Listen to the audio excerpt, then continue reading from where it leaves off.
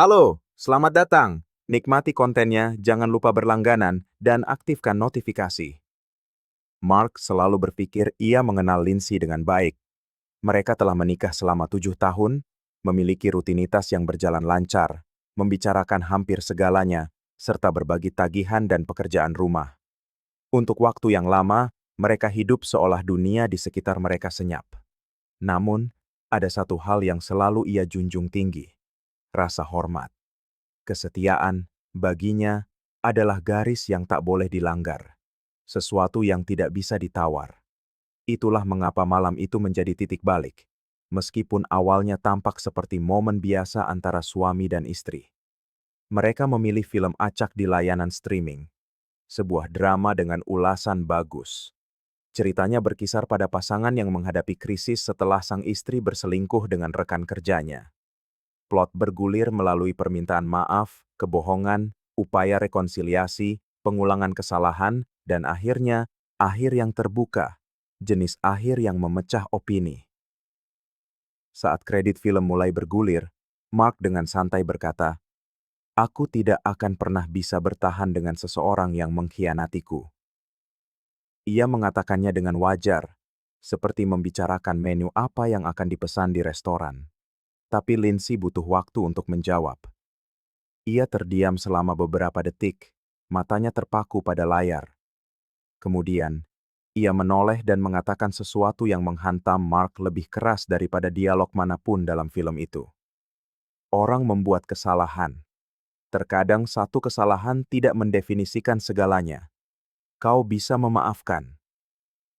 Nada suaranya tenang, nyaris seperti sedang mengajar, tetapi itu menyalakan alarm di dalam diri Mark. Jadi menurutmu tidak apa-apa berselingkuh dan melanjutkan hidup seolah tidak terjadi apa-apa? Tanya Mark. Lindsay menjawab bahwa tidak ada seorang pun yang harus disalibkan karena sebuah kelemahan, dan yang terpenting adalah penyesalan. Percakapan itu mulai terasa berat. Apa yang tadinya hanya bertukar pendapat, berubah menjadi perdebatan yang menegangkan. Mark berargumen bahwa perselingkuhan menghancurkan semua fondasi cinta, sementara Lindsay bersikeras bahwa hubungan orang dewasa menuntut kedewasaan untuk menangani kekurangan. Cara Lindsay berbicara terdengar seperti sudah dilatih, seolah ia telah memikirkan hal ini sebelumnya, seolah ia sedang mencoba membenarkan sesuatu tanpa mengakuinya secara langsung. Mark terdiam sejenak, mencoba memahami apa yang tersembunyi di balik kata-kata itu. Lindsay merasakan ketidaknyamanannya, mencoba menenangkan suasana, mengatakan itu hanya pendapat yang berbeda, dan mereka sedang membicarakan film, bukan kehidupan nyata. Tapi kegelisahan itu sudah terlanjur ada di sana. Pada hari-hari berikutnya, Mark mulai lebih memperhatikan reaksi istrinya. Lindsay menghindari kedekatan setiap kali Mark mengangkat topik sensitif. Terkadang, ia mengubah topik pembicaraan terlalu cepat. Di lain waktu, ia mudah marah karena hal-hal kecil, seolah-olah sarafnya selalu berada di ambang batas. Ia mulai pulang kerja lebih lambat dan butuh waktu lebih lama untuk sampai di rumah. Ia bilang sedang kewalahan, atasannya terus menekannya, dan ia butuh waktu untuk dirinya sendiri. Mark mencoba mempercayainya, tetapi sesuatu di dalam dirinya mempertanyakan setiap alasan. Suatu malam, ia terbangun di tengah kegelapan dan melihat Lindsay di dapur, sedang sibuk dengan ponselnya. Mark berpura-pura masih tertidur, tetapi ia merekam citra itu dalam ingatannya. Beberapa hari kemudian, Lindsay mulai tidur lebih larut, dengan alasan perlu menonton video untuk bersantai, tetapi selalu meletakkan ponselnya dengan layar menghadap ke bawah. Perilaku-perilaku kecil, yang dulu tampak tidak relevan, kini mulai membebani kecurigaannya. Mark bukanlah pria yang paranoid. Ia tidak pernah punya kebiasaan memeriksa ponsel, mengintai media sosial, atau mengikuti istrinya. Tapi percakapan tentang perselingkuhan itu, dikombinasikan dengan sikap baru Lindsay, terasa lebih dari sekadar kebetulan. Ia mulai mengingat kembali ucapan-ucapan lepas dari Lindsay selama bertahun-tahun, rekan kerja yang ia sebutkan dengan antusias, Seseorang bernama Derek yang selalu mengirim pesan pada jam-jam aneh, yang disebutnya lucu tapi tidak berbahaya. Suatu hari, saat mencoba memutuskan kegiatan akhir pekan, Lindsay menyarankan untuk mengunjungi kota terdekat. Mark mengusulkan kota lain yang lebih dekat dengan restoran yang bagus. Lindsay menolaknya terlalu cepat, mengatakan ia tidak punya kenangan indah dari sana. Responsnya begitu otomatis hingga Mark merasa aneh. Ia mulai bertanya-tanya apakah semuanya benar-benar baik-baik saja. Secara mental, ia meninjau kembali tindakannya sendiri, mencoba mengingat apakah ia melakukan sesuatu yang mungkin telah mendorong Lindsay menjauh, apakah ada kelalaian, atau kata-kata yang diucapkan pada waktu yang salah yang bisa menyebabkan jarak di antara mereka. Tapi semakin ia berpikir, semakin ia merasa jarak itu datang dari sesuatu yang disembunyikan Lindsay, sesuatu yang mungkin telah ada lebih lama dari yang ingin ia bayangkan. Mark mulai bertanya-tanya apakah pernikahan mereka benar-benar seperti yang terlihat. Apakah kata kita yang ia yakini masih ada? Jauh di lubuk hatinya, jawaban itu sudah mulai terbentuk, tetapi ia belum siap untuk menerimanya. Yang ia inginkan saat itu hanyalah menemukan kebenaran, tidak peduli betapa menyakitkannya. Mark tiba di rumah lebih awal karena sebuah rapat dibatalkan. Ia memarkir mobil di garasi, masuk ke dalam rumah, dan segera mencium aroma samar asap. Di ruang keluarga, perapian masih terasa hangat. Api itu baru saja dipadamkan. Bara apinya mulai mendingin, tetapi panasnya masih tersisa, seperti jejak dari sesuatu yang belum terselesaikan. Lindsay ada di lantai atas. Mark mendengar langkah kaki di kamar tidur. Laci dibuka, resleting tas perlengkapan mandi ditarik, seolah istrinya sedang bersiap-siap untuk pergi. Ia mendekati perapian, berjongkok, dan melihat serpihan kertas di antara abu. Dengan hati-hati ia mengambil salah satunya. Itu adalah sepotong foto yang terbakar. Terlihat bagian lengan seorang pria di samping gaun berwarna terang. Di baliknya, sepotong kertas selamat dari api dengan huruf L yang jelas di akhir kalimat. Mark mengenali tulisan tangan itu. Ia berdiri di sana selama beberapa detik menatap bara api, tanpa berkata apa-apa. Beberapa menit kemudian, Lindsay turun dengan pakaian rapi, menyisir rambutnya dengan tangan, dan berkata ia harus pergi lebih awal untuk makan malam kantor. Mark mengucapkan selamat malam, dan melihat pintu tertutup dengan bunyi klik yang tajam. Keheningan yang ditinggalkan setelah kepergiannya terasa berat. Ia naik ke atas, membuka dompetnya, dan diam-diam menyimpan sobekan kertas itu. Waktu keraguannya mulai memudar. Keesokan harinya, ia membeli 3 alat perekam kecil. Ia menunggu hingga malam tiba dan menyembunyikan perangkat itu saat Lindsay tertidur. Satu di antara buku-buku di ruang tamu, satu lagi di lemari kamar mandi, dan yang ketiga di dalam kotak kosong di ruang cuci. Alat-alat itu tersembunyi, tidak mencolok, nyaris tak terlihat. Rencananya sederhana, mendengarkan, membiarkan suara berbicara lebih keras daripada kata-katanya. 2 hari rekaman berlalu tanpa ada hal penting.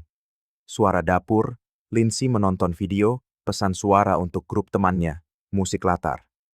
Tetapi pada hari ketiga, pukul 21.47, alat perekam di kamar mandi menangkap sesuatu yang mengubah segalanya. Suara Lindsay terdengar jelas, lembut, namun penuh keintiman. "Hai Derek, aku memikirkanmu sepanjang hari." Mark menekan earphone-nya lebih erat. Tanpa sadar, ia bersandar di kursinya. Tentu saja, pesannya sudah kuhapus. "Jangan khawatir." Hening sejenak. Lalu Lindsay tertawa, tawa seseorang yang benar-benar nyaman. "Ya, hari Sabtu jadi." "Tempat biasa?" "Kamar di pusat kota itu kan? Kamar 204?" Ia berhenti sejenak lalu mengakhiri, "Tubuhku milikmu, Derek. Kau tahu itu." Mark mencabut earphone-nya. Ia melompat dari kursi secara impulsif. Derek. Nama itu tidak asing. Dia adalah rekan kerja yang sesekali disebutkan Lindsay, pria lucu di kantor, yang selalu membantu ketika seseorang terlambat dengan laporan, yang suka bercanda tentang segalanya. Lindsay begitu banyak tertawa saat membicarakannya, sehingga Mark tidak pernah curiga. Ia pikir itu hanya persahabatan biasa di tempat kerja. Ia membuka komputernya, mengetik nama lengkap Derek Myers. Ia memeriksa media sosial, LinkedIn, situs web perusahaan. Di sanalah dia. Senyum ramah, blazer biru, foto dari sebuah acara perusahaan, dan di sebelahnya, Lindsay memegang gelas anggur. Kepalanya sedikit bersandar di bahunya dalam pose yang terlalu santai untuk rekan kerja. Keterangan fotonya berbunyi, tim yang kuat, tawa yang terjamin. Suka dari Lindsay adalah yang pertama dalam daftar. Ia kembali ke rekaman audio, memutarnya lagi dari awal.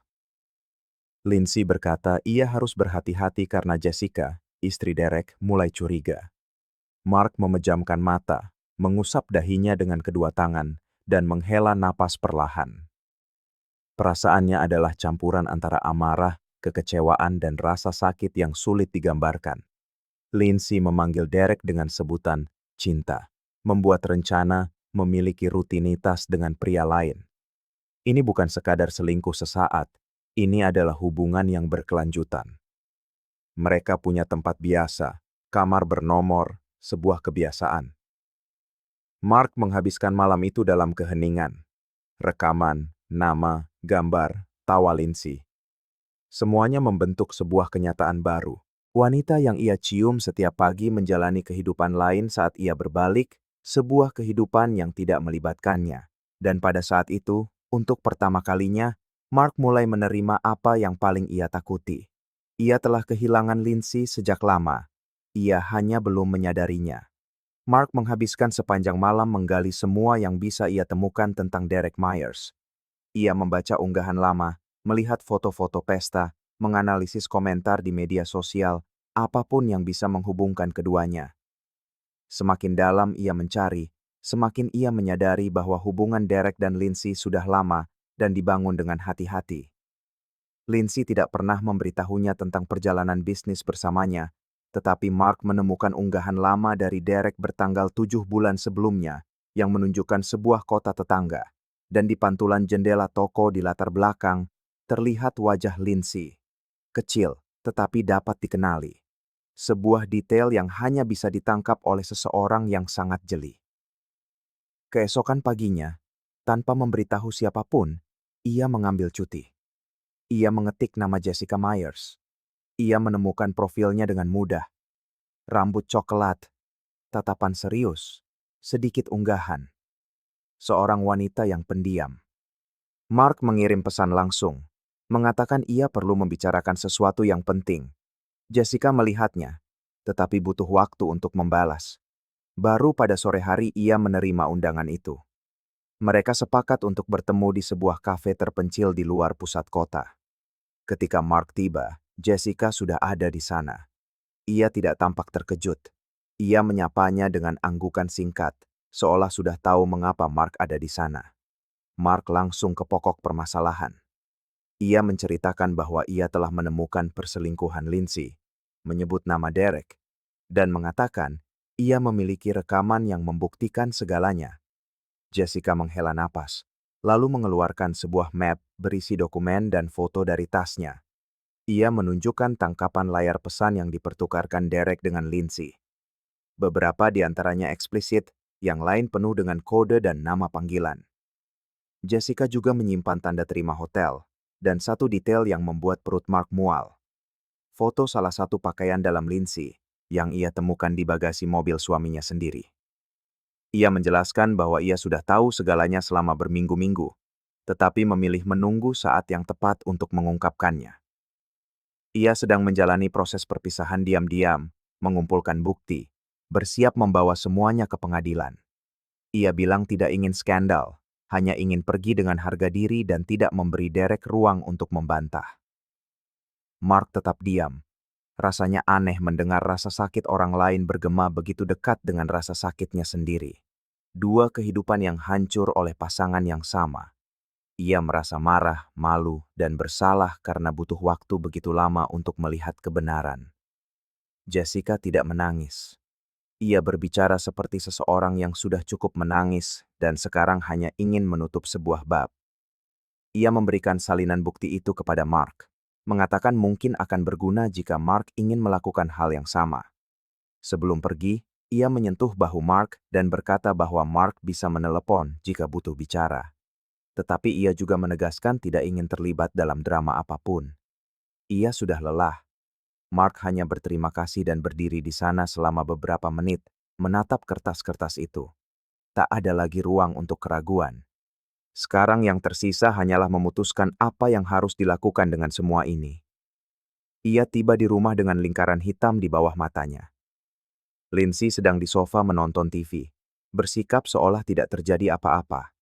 Mark masuk, pergi ke kamar tidur, dan mengunci pintu. Ia menghabiskan berjam-jam menatap dinding, memutar ulang dalam benaknya semua yang telah ia dengar, lihat, dan baca. Rekaman suara Lindsay yang mengatakan, "Tubuhku milikmu, Derek," bergema menyakitkan di kepalanya. Di tengah malam, ia pergi ke dapur, mengambil segelas air, dan melihat lampu notifikasi ponsel Lindsay berkedip di atas meja. Itu adalah pesan baru dari Derek. Mark tidak membukanya. Ia tidak perlu. Itu saja sudah cukup. Keesokan harinya, ia menunggu Lindsay pulang kerja. Lindsay masuk dengan ekspresi tenang, berbicara tentang lalu lintas, menyebut sesuatu tentang rekan kerja baru, dan tertawa sendiri. Mark memotongnya. Ia meminta untuk bicara. Lindsay terkejut dengan nada suaranya. Mereka duduk di meja dapur. Mark memulai dengan mengatakan bahwa ia tahu segalanya, bahwa ia memiliki rekaman, tangkapan layar, dan kesaksian. Awalnya Lindsay mencoba menyangkal, mengatakan Mark pasti salah paham, bahwa seseorang mencoba mencelakainya. Tetapi ketika Mark menyebutkan tanggal, tempat, dan nama, Lindsay mulai gemetar. Ia menyilangkan tangan, membuang muka, dan setelah hening yang lama, ia mengakui tidak ada lagi yang bisa disembunyikan. Ia mengaku berselingkuh dengan Derek, mengatakan itu dimulai dengan ringan sebagai persahabatan yang menjadi terlalu dekat. Ia membenarkannya dengan mengatakan ia merasa tidak terlihat di rumah, bahwa Mark tampak jauh, terlalu asyik dengan pekerjaan, dan Derek membuatnya tertawa dan merasa diinginkan. Mark tetap diam. Lindsay menangis, tetapi Mark tidak melihat penyesalan di matanya, hanya ketakutan akan kehilangan kenyamanan hidup yang mereka miliki. Apa yang terjadi selanjutnya lebih buruk. Lindsay mengaku ia juga pernah menjalin hubungan dengan dua rekan kerja lainnya. Ia berkata, itu tidak disengaja, tetapi ia terlibat lebih dari yang seharusnya dan kehilangan kendali. Ia bilang merasa malu, tidak pernah merencanakan apapun, tetapi membiarkan dirinya terbawa suasana. Ia mencoba meraih tangan Mark, tetapi Mark menariknya.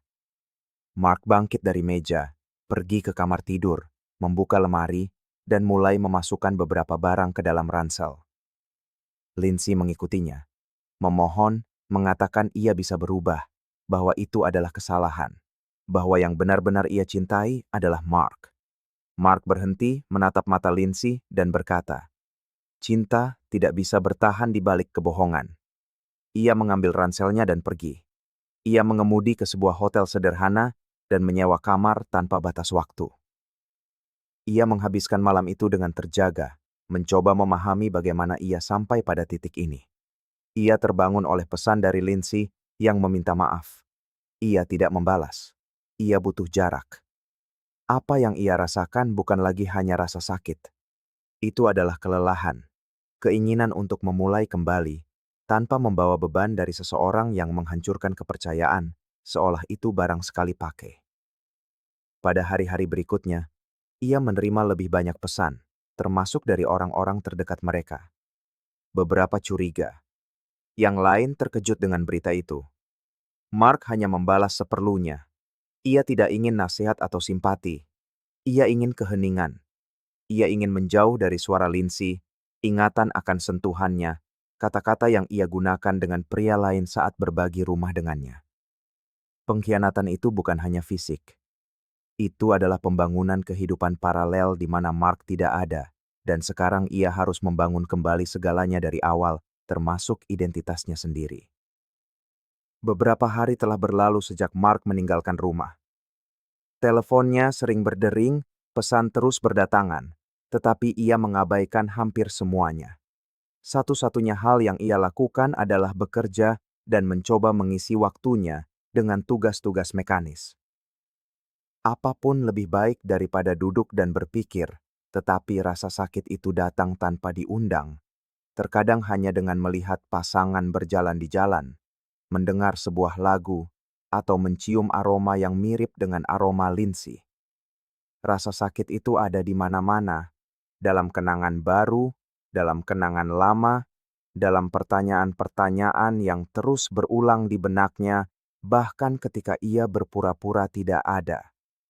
Ia mencoba meyakinkan dirinya bahwa ia telah melakukan hal yang benar dan memang benar, tetapi itu tidak membuat prosesnya menjadi kurang kejam.